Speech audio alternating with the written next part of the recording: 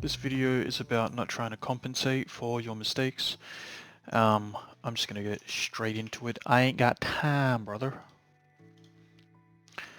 Okay, I've split my screen in two. You've got the repetitive cycles on the left, and you've got a diagram that will correlate on the right. Don't compensate for your mistakes, accept them. Why should we not compensate for our mistakes? Let's take an example, binge eating.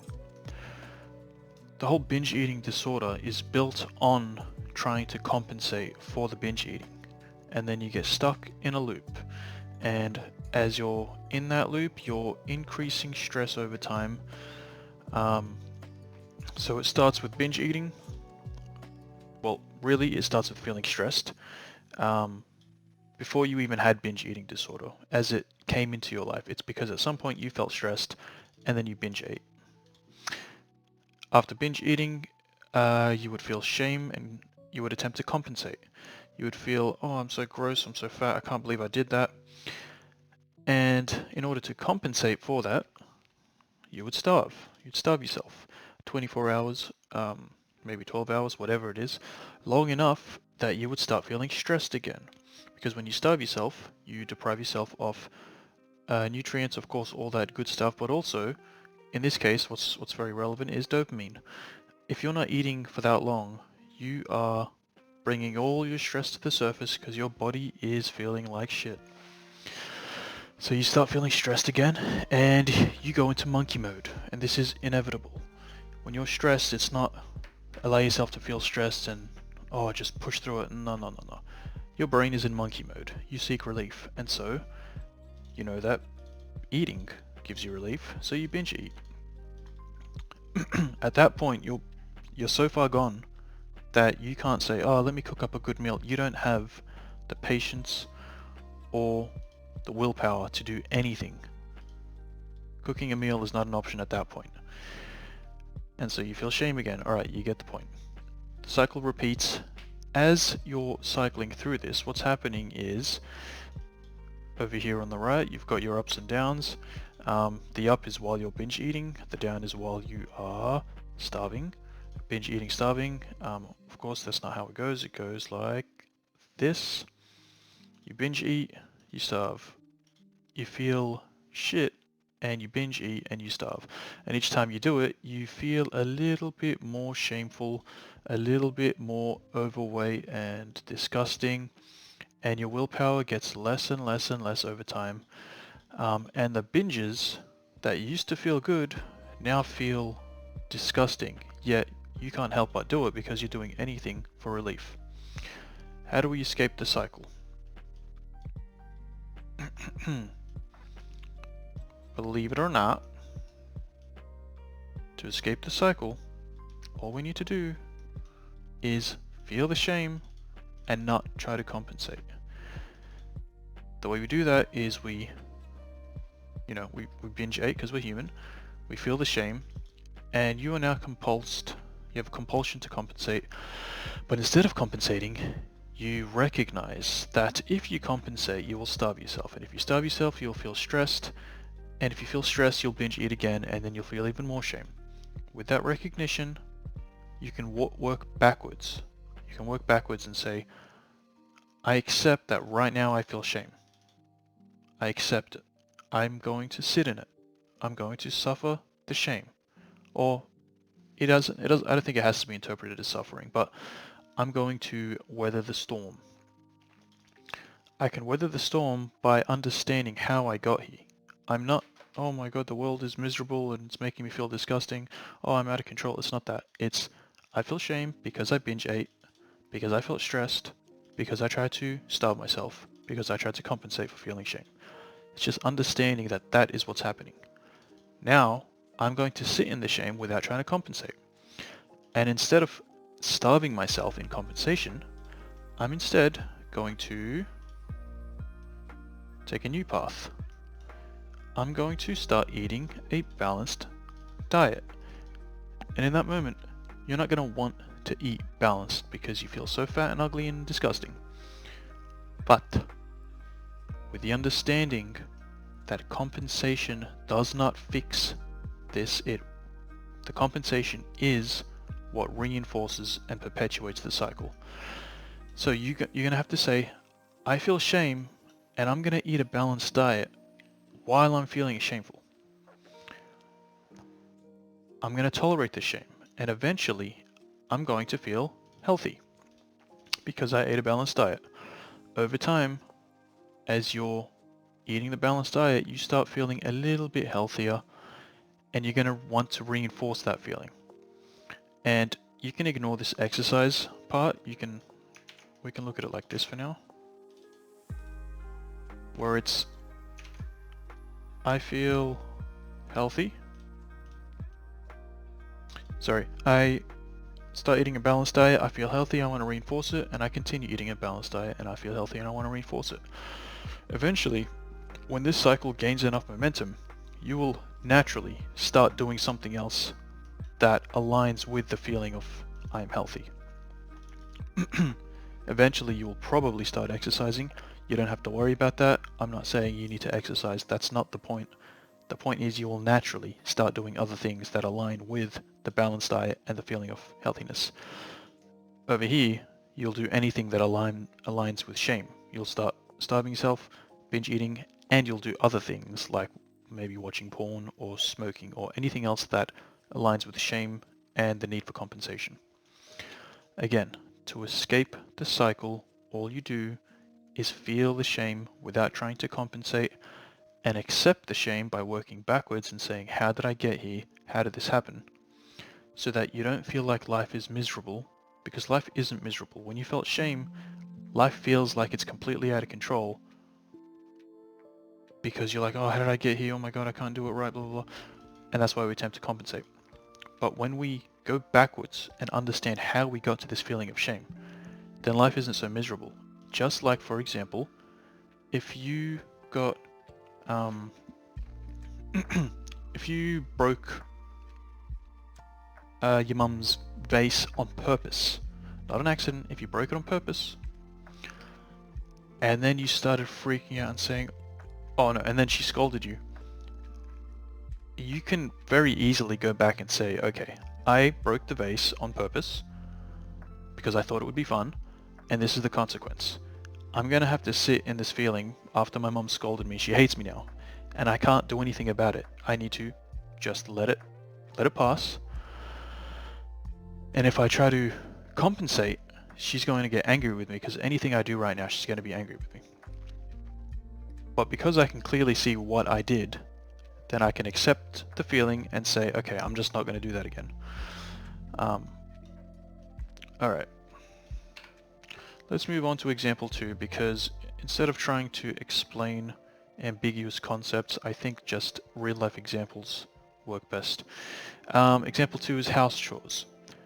We start by, let's say, feeling stressed. We could start anywhere on this thing, but let's say we feel stressed, we clean everything, we feel overworked, and because we feel so overworked and oh my god, that was such a miserable experience, we start avoiding chores. Then the chores accumulate and you start feeling stressed, and then when they accumulate enough that they're causing so much stress, you try to compensate and clean everything all at once. Then because you cleaned everything all at once, you feel overworked, and now you hate doing chores even more. And then you avoid chores, you seek relief and avoid chores until they accumulate again. And you continue this cycle. How do you break out of it? If I can move this over. We can break out of it by not attempting to compensate. So, the chores have accumulated, we feel stressed, and we can say, okay, I feel stressed right now, and I'm probably going to have to sit in this stress for a while. Let me work backwards and see, how did I get here? I've been avoiding my chores, and the reason I'm feeling stressed is I'm looking at my chores and oh my god, it's everywhere, it's so messy. So you can very clearly say it's because I've been avoiding my chores, and I've been avoiding my chores because the last time I did chores, I hated it. It's miserable. I hate the experience. But when I did the chores, I felt overworked, so maybe I'm doing too much. Maybe instead of doing it all at once, I need to just do a little bit at a time. So what if you had a schedule that said 10 minutes? You clean your room for 10 minutes, every second day, instead of cleaning it once every fortnight and then having to clean everything all at once and then absolutely hating it. If you cleaned it for 10 minutes every second day, there would never be this accumulation of stress. The experience wouldn't be so difficult. It wouldn't be hard to clean your room. So let's say you did that 10 minutes every second day, you clean your room, you'd start to feel organized. And then again, you don't have to worry about this. That comes naturally. So it could be follow the schedule every second day, feel organized, reinforce it, follow the schedule. You start doing it for your kitchen as well, every third day, whatever it is. Well, it's probably every day. Every day, 5 minutes. Spend 5 minutes every day cleaning the kitchen. Maybe 10 minutes. Then you feel more organized.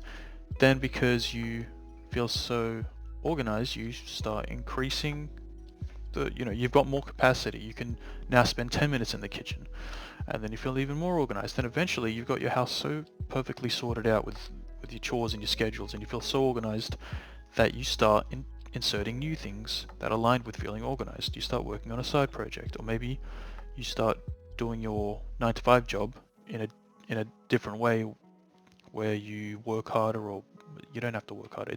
It's something naturally will change. The feeling of being organized will seep into every other aspect of your life, is what I'm trying to say.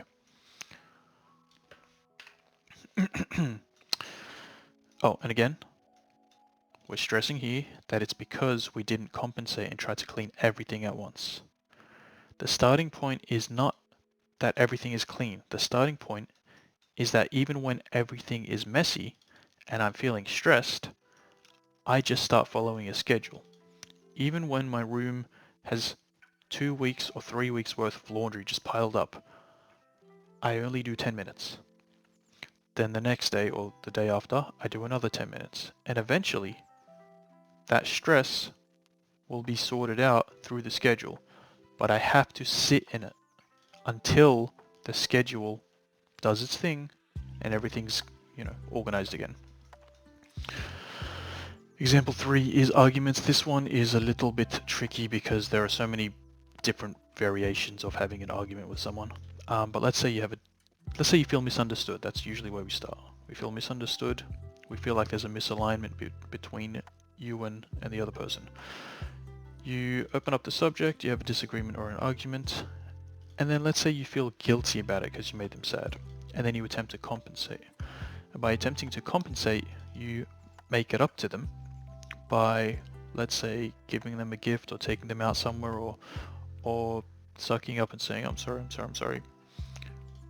And let's say they accept that, whether they accept it or not. Because you now basically stuff down how you felt and you're saying, okay, you know what, how I felt wasn't valid, you're going to feel even more misunderstood. And eventually, you're going to have to open the subject up again. Then you're going to have another disagreement. And then you're going to feel guilty again. And then you're going to have to make it up to them again. And then you create this dynamic between you and the other person where your feelings are never valid and you always have to suck up to them or make it up to them in order for you to feel like they love you. Which means you're giving up your own self-respect so that in hopes that they'll respect you. Paradoxically, they're not going to respect you. They're going to feel like they can walk all over you because they can. How do we escape that? Again, this one's a little bit messy, but instead of trying to compensate and trying to make it up to them and getting closer with them, we step away. Step away. Good enough. Step away and attempt to understand the scenario, more so attempt to understand yourself. Understand why you feel misunderstood, why they feel the way they feel. Understand the entire scenario from a bird's eye view. You need to step away to do that because for as long as you're there in front of them, you will feel emotional and your judgment will be clouded and you'll think about everything very subjectively. You need to think about it. We can't think objectively. We need to try to be as objective as possible. So we need to zoom out as much as possible and we need to step away from them in order to do that so that the emotions can settle down. Once you understand yourself, you will have the confidence to be like, okay, I know I made a mistake, but I know why I made the mistake, just like in these scenarios. I know that everything is messy, but I understand why everything became messy. And so I can confidently say, okay, this is why this happened and that's why that happened. Instead of just emotionally trying to argue with someone. So then you feel a little bit more confident in yourself and you reinforce it and you speak and act in confidence. Then you feel more confident.